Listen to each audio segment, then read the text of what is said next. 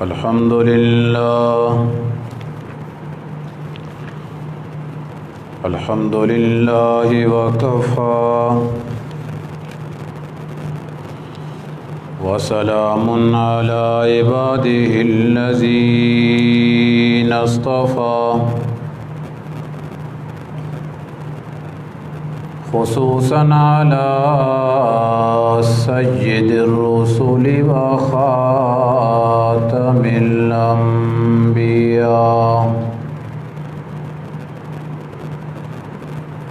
وعلى آله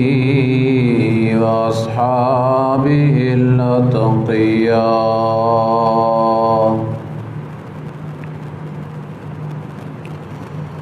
أما بعد فأعوذ بالله من الشيطان الرجيم.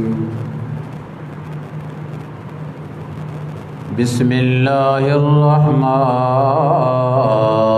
الرحيم.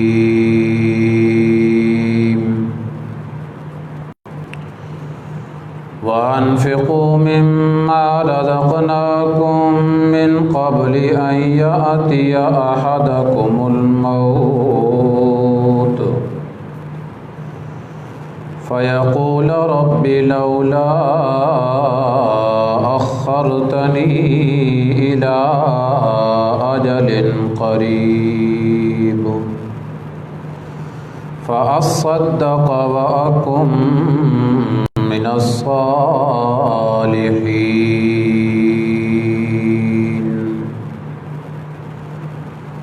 صدقت يا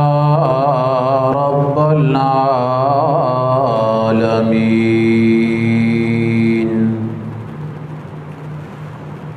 اللهم صل على سيدنا ومولانا محمد وعلى آل سيدنا ومولانا محمد وبارك وسلم ثم صل عليه.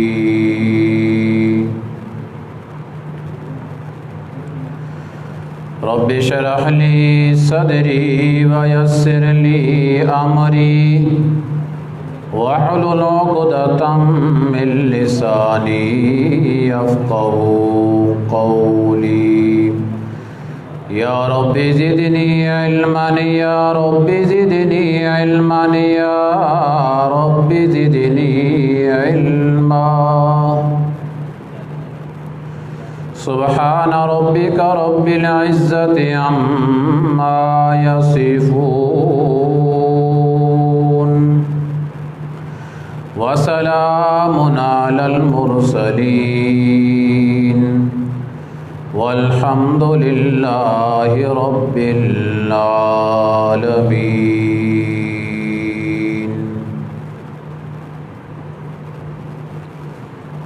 سامعین محترم عزیزان گرامی، دوستوں، بزرگوں اور بھائیوں، 28واں پارہ سورہ منافقون کی ایک آیت کریمہ تلاوت کی ہے. دعا ہے، التجا ہے، پیش خدا ہے کہ وہ ذات حق مجھے اس آیت کا معنی، مطلب اور مفہوم بیان کر سکنے کی اور آپ حضرات کو سننے کی اور پھر فریقین کو اس پر صحیح عقیدہ اور عمل بنانے کی توفیق عطا فرمائے. میری اور آپ کی بلکہ سارے مسلمانوں کی سب سے بڑی غرض و غایت یہی ہے کہ اللہ کریم راضی ہو جائے. لہذا وہی الفاظ زبان پہ لانے کی اللہ کریم توفیق عطا فرمائے جن میں خدا کی رضا ہو اور مصطفیٰ کی ادا ہو صلی اللہ علیہ وسلم. گزشتہ چند جمعوں سے مسلسل یہی مسئلہ چلا آ رہا ہے کہ انفاق فی سبیل اللہ کی راہ میں مال صرف کرنا اور کیسے کرنا ہے، سخاوت اور فیاضی کیا چیز ہے اور بخل اور کنجوسی کیا چیز ہے۔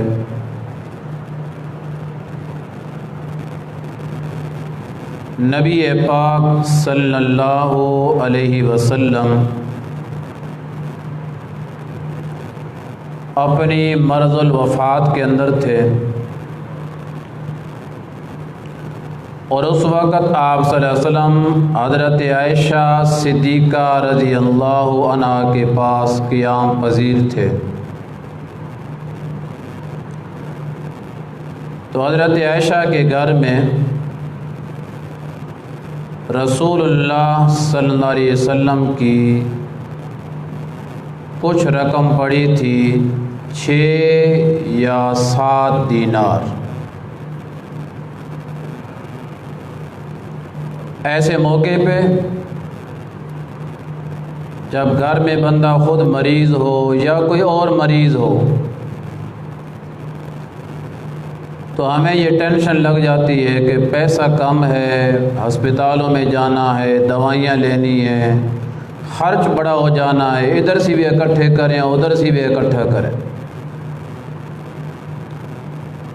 دوست احباب کو ملتے ہیں، رشتہ داروں کو ملتے ہیں اور مال زیادہ جوڑتے ہیں کہ آڑے وقت میں، مشکل وقت میں ہمیں یہ کام آئے گا۔ کمال جائیے رسول اللہ صلی اللہ علیہ وسلم کے اس عمل پہ۔ آپ صلی اللہ علیہ وسلم نے اپنی مرض الوفات میں حضرت عائشہ سے فرمایا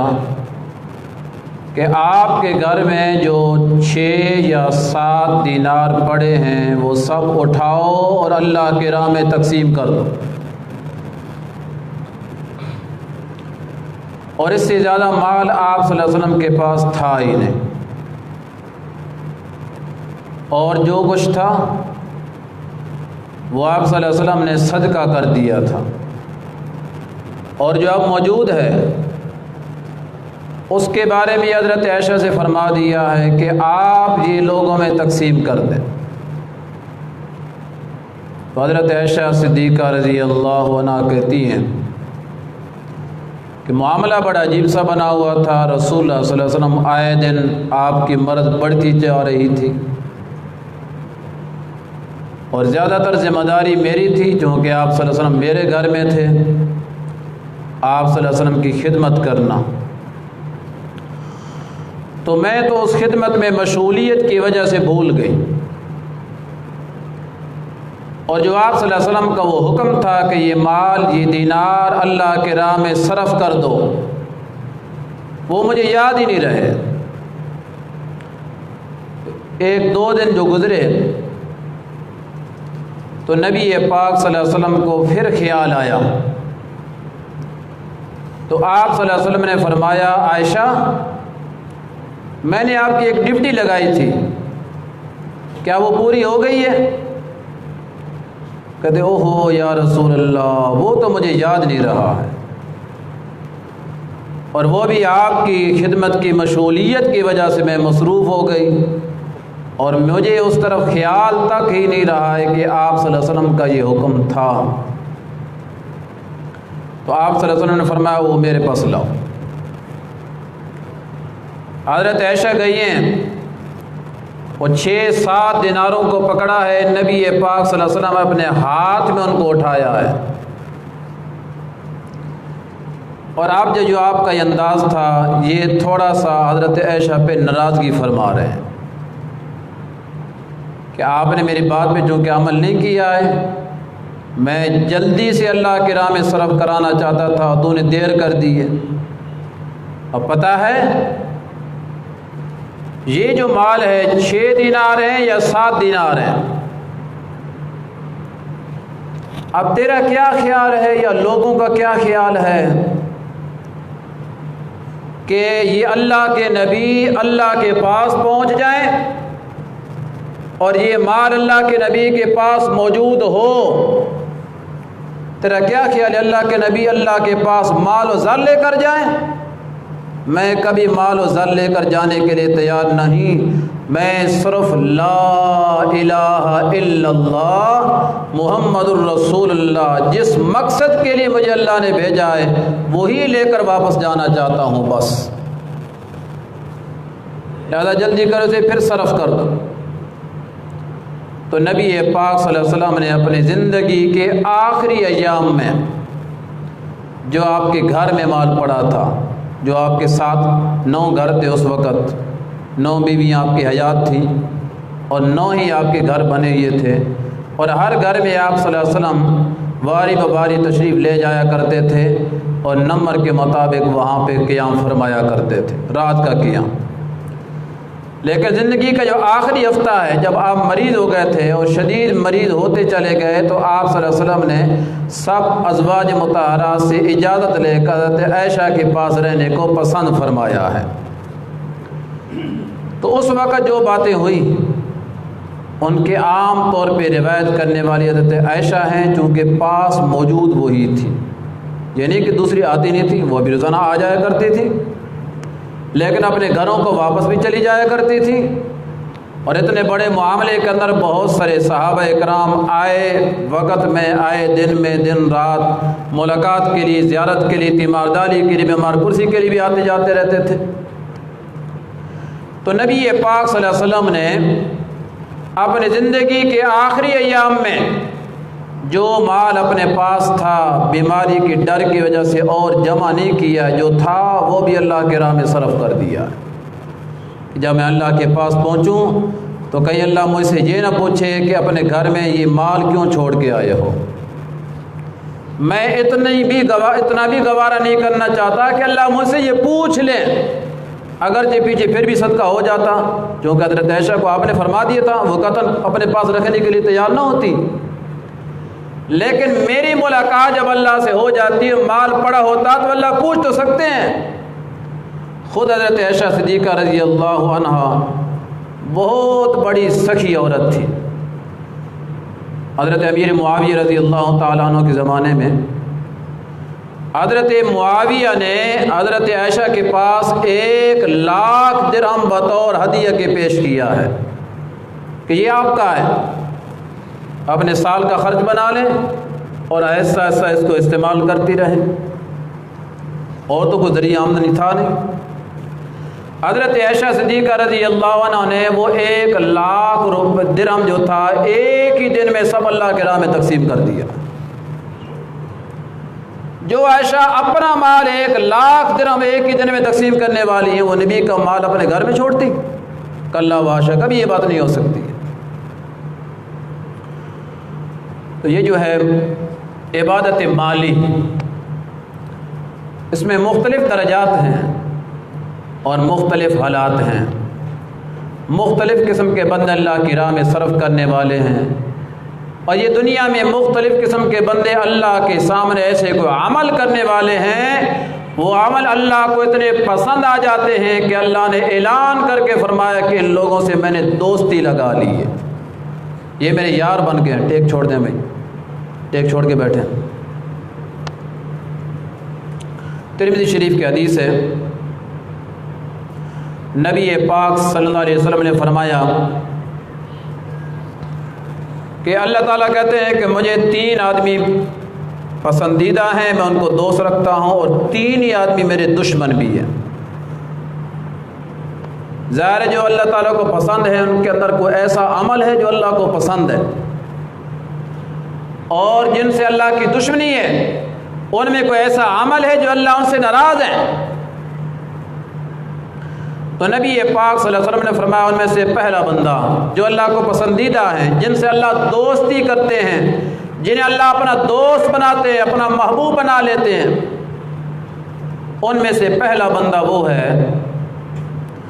کہ اگر ایک جماعت کے پاس ایک سائل اللہ کا نام لے کر، اللہ کا واسطہ دے کر ان سے مانگتا ہے، یہ جو سائل آتا ہے اللہ کے نام کا واسطہ دیتا ہے، کہ اللہ کے نام کا دو، تو ہم مسلمان جو اسے دیتے ہیں وہ اللہ کے نام کا احترام کرتے ہوئے دیتے ہیں۔ شاید وہ اللہ کا نام نہ لے تو ہمارے دل میں اتنا احترام پیدا نہ ہو، ہمارے سامنے وہ اللہ کے نام کا احترام ہے، بندے کا اتنا احترام نہیں۔ اور نبی پاک صلی اللہ علیہ وسلم نے بھی فرمایا جب اللہ کے نام پہ آپ سے کوئی مانگنے کے لیے آ جائے تو کچھ نہ کچھ دے دیا کرو۔ ایک صحابی نے پوچھا یا رسول اللہ اگر ہمارے پاس کچھ ہو ہی نہ تو پھر کیا کریں؟ آپ تو فرما رہے ہیں کچھ نہ کچھ دے دیا کرو، تو اگر ہمارے پاس کچھ ہو ہی نہ تو پھر کیا کریں؟ آپ نے فرمایا پھر بھی کچھ نہ کچھ دے دیا کرو، اگرچہ بکری کا کھوری کیوں نہ ہو۔ ایک پایا اس کی کیا قیمت ہوگی؟ ایک پایا جو بکری کا ہے نا وہ بھی اگر تمہارے گھر میں پڑا ہے وہ بھی دے دو، ضروری نہیں پیسہ دینا ہے، پیسہ دے دو، کوئی گوشت پڑا ہے وہ دے دو، کوئی سالن پڑا ہے وہ دے دو، کوئی روٹی پڑی ہے وہ دے دو، کوئی کپڑا پڑا ہے وہ دے دو، کوئی اور چیز استعمال کی ہے، کوئی برتن فالتو پڑا ہے وہ دے دو،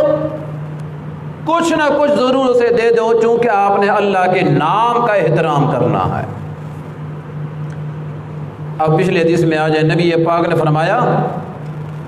کہ ایک بندہ ایک جماعت کے پاس آیا، پوری جماعت بیٹھی تھی اور ساری جماعت کے سامنے اس نے اللہ کے نام کا واسطہ ڈالا ہے، اللہ کے نام کو استعمال کیا ہے کہ مجھے اللہ کے نام پہ دو،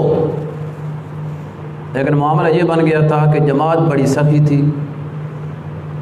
ان میں کوئی ایک بھی ایسا اللہ کا بندہ نہیں تھا جس نے کچھ نکال کر اسے دیا ہو۔ زیادہ سخاوت کی دلیل ہے نا، کسی نے کچھ نہیں دیا ہے۔ اب وہ بیچارہ محروم ہو کے واپس جا رہا ہے، ظاہر ہے اتنی جماعت کے پاس اگر کسی نے سوال ڈالا ہے کچھ نہیں دیا تو وہ دل میں پریشان ہو کے جا رہا ہے، مغموم ہو کے جا رہا ہے کہ کن لوگوں سے میرا واسطہ پڑ گیا ہے۔ وہ واپس کی طرف جا رہا ہے اور اسی جماعت میں سے ایک آدمی اٹھا ہے اور اس نے اپنی جماعت کو پس پش ڈالا ہے اور اس کے پیچھے چلا ہے، آگے جا کر اسے روک لیتا ہے اور چپکے سے اس کے ہاتھ میں کچھ پکڑا دیتا ہے۔ آگے نبی پاک صلی اللہ علیہ وسلم نے فرمایا ایسے انداز میں اس کے ہاتھ میں پکڑا دے کہ ایک اللہ دیکھنے والا ہو اور دوسرا اسی آدمی کو پتا ہو جس کے ہاتھ میں پکڑا رہا ہے، تیسرے نام کی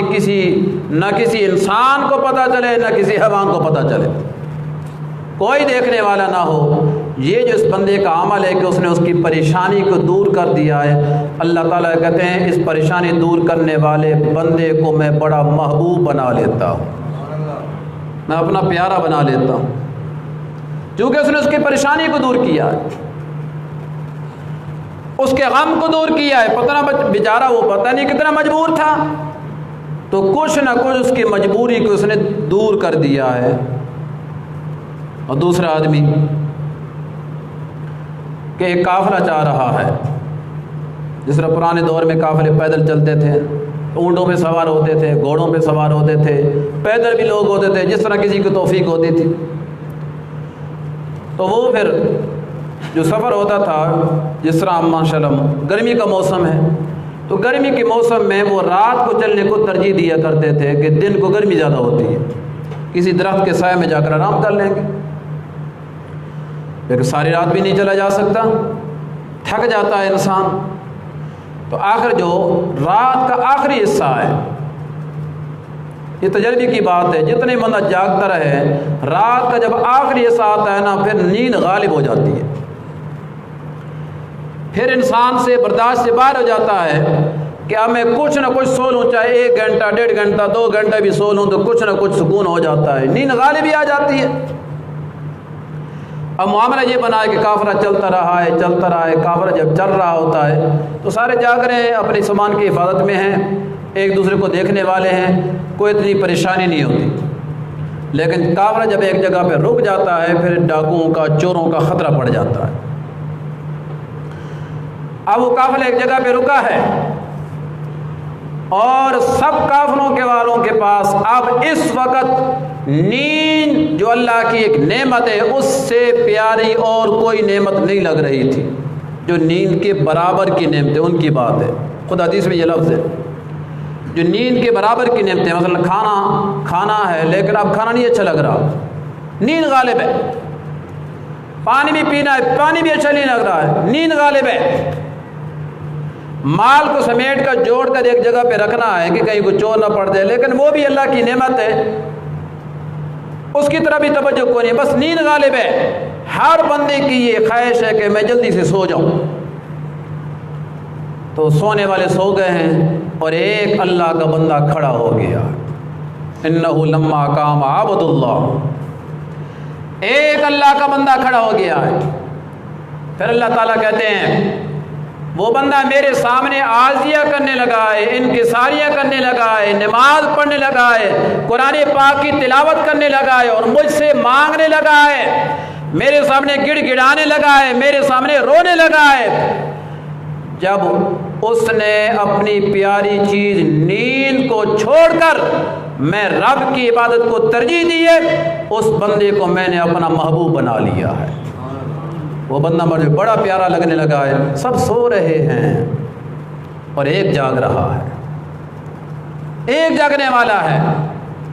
اور اسے بھی ضرورت تھی سونے کی، یہ کہ اسے نیند نہیں آ رہی تھی، یہ بات نہیں، نیند اسے بھی آ رہی تھی، لیکن اس نے اپنی نیند کو قربان کیا ہے اور اللہ کی عبادت کو ترجیح دی ہے۔ دو آدمی ہو گئے اور تیسرا آدمی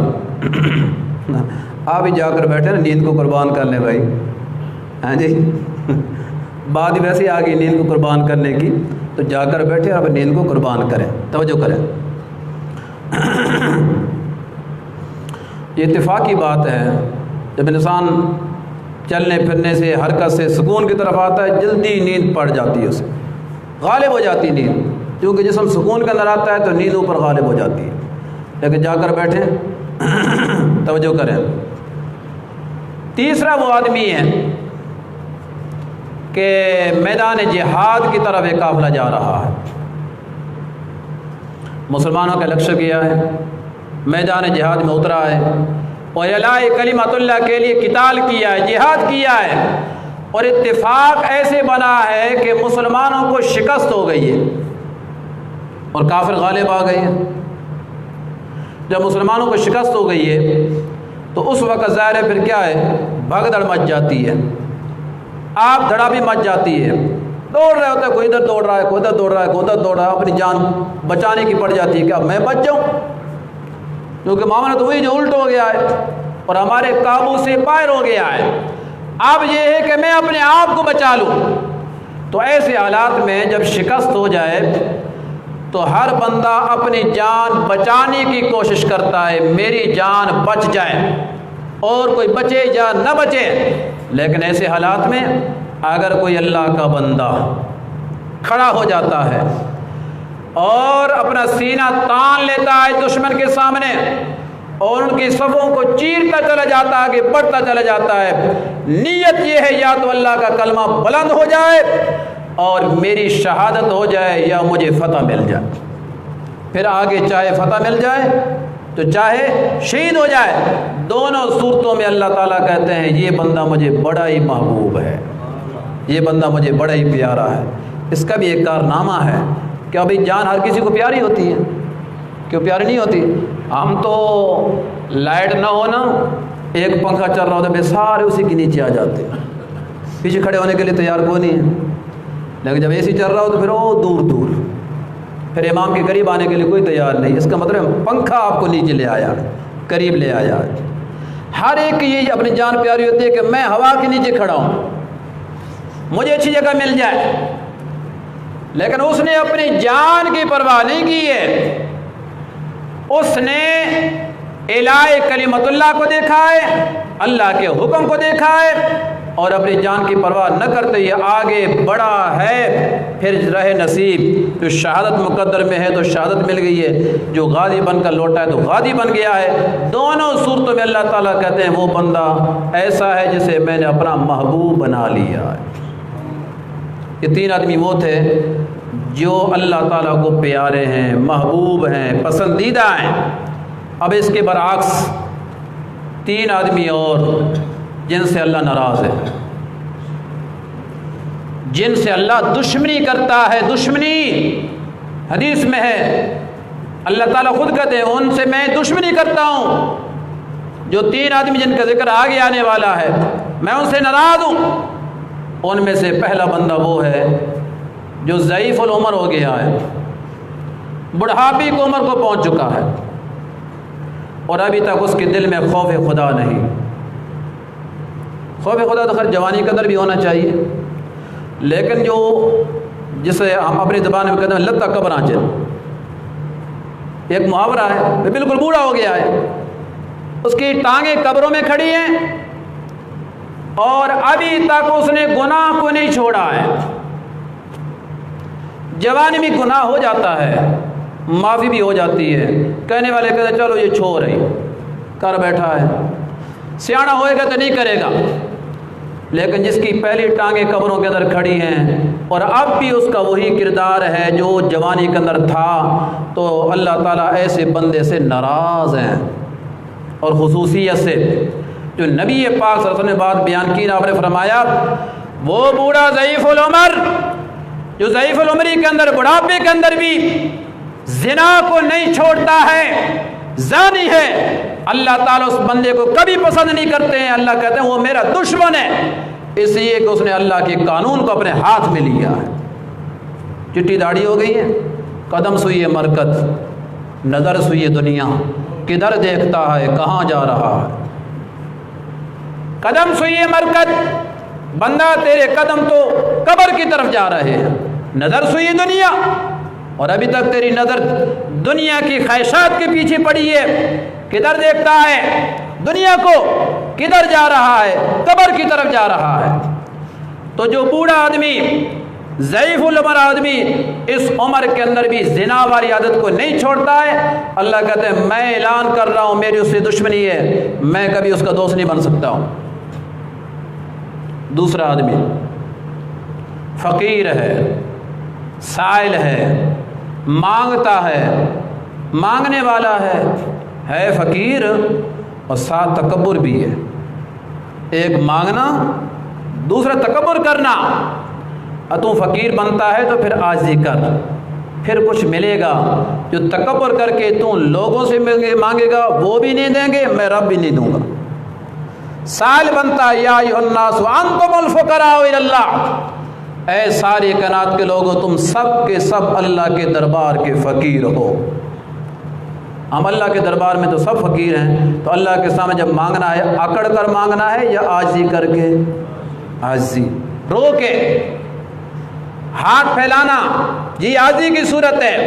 رونا یہ عاجزی کی صورت ہے، اور اپنے منہ کو رونے والا بنانا یہ عاجزی کی صورت ہے، اپنے گناہوں کا تذکرہ کر کے شرمندہ ہونا یہ عاجزی کی صورت ہے گناہگار اور گناہوں پہ اکڑا ہوا ہے، اللہ کے سامنے توبہ کرنے کے لیے تیار نہیں،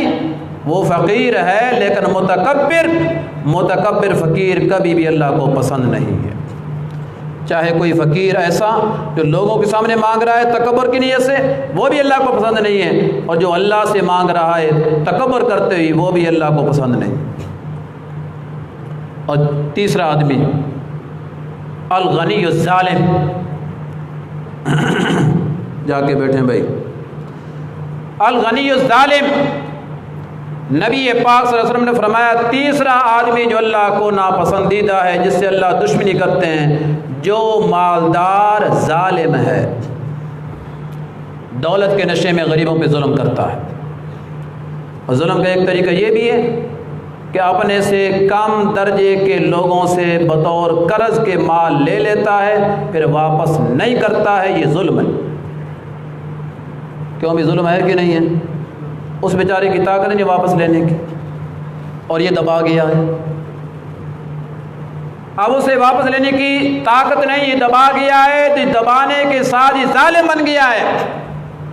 اور ایسا ظالم اللہ کو کبھی پسند یا یہ ہے کہ دولت کے نشے میں غریبوں کو مارتا ہے، مجھے کون ہے پوچھنے والا؟ نیچے نوکر چا کر رکھے ہوئے، دولت کے نشے میں آ کر ان سے چلو خدمت تو لے، انہیں مزدوری جو دے رہا ہے، تنخواہ جو دے رہا ہے، لیکن مارنے کا کیا سوال ہے؟ یہ ظلم ہے۔ جو غنی ہے وہ دولت کے نشے میں آ کر اگر غریبوں پہ ظلم کر رہا ہے، اللہ تعالیٰ کہتے ہیں یہ دولت تجھے کل قیامت کے دن نہیں بچائے گی، تو میرے کاغذوں میں میرا پسندیدہ بندہ نہیں ہے، میں تجھ پہ راضی نہیں ہوں۔ تو غنی و ظالم جو آدمی ہے اس سے اللہ دشمنی کرتے ہیں۔ پتہ نہیں ہے نبی پاک صلی اللہ علیہ وسلم نے فرمایا من لم یرحم صغیرنا ولم یوقر کبیرنا فلیس منا،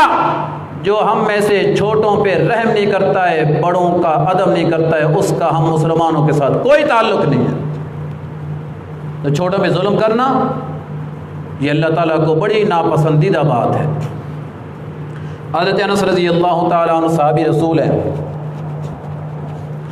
کہتے ہیں ایک دن نبی پاک صلی اللہ علیہ وسلم نے اپنے خطبے کے اندر یہ بات بیان کی ہے کہ جب اللہ تعالیٰ نے زمین کو بنایا، زمین بن گئی ہے تو یہ ہلنے لگی،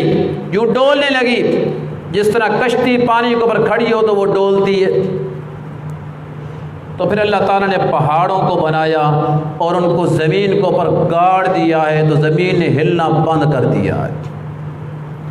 یہ جب حال دیکھا ہے نا فرشتوں نے، تو فرشتے کہتے ہیں یا رب،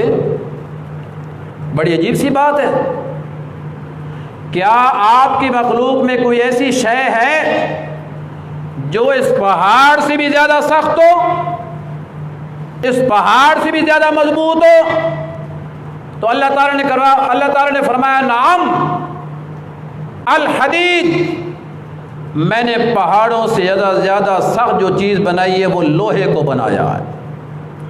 لوہا پہاڑوں کو ہی پاش کر دیتا ہے، جو پہاڑوں کو گردا جا رہا ہے، سڑکیں بن رہی ہیں، لوہے کے ساتھ ہی سارا کام ہو رہا ہے نا، پہاڑوں کو توڑ دیا جاتا ہے۔ تو لوہا جو ہے یہ پتھر کو بھی توڑ دیتا ہے، یہ پتھر سے زیادہ سخت ہے۔ فرشتوں کو اور زیادہ تعجب ہوا، تو فرشتے پوچھنے لگے آج سب جا کے بیٹھو، نیند غالب ہی آ گئی ہے، آیت بدل کے بیٹھو۔ فرشتوں نے پوچھا یا رب،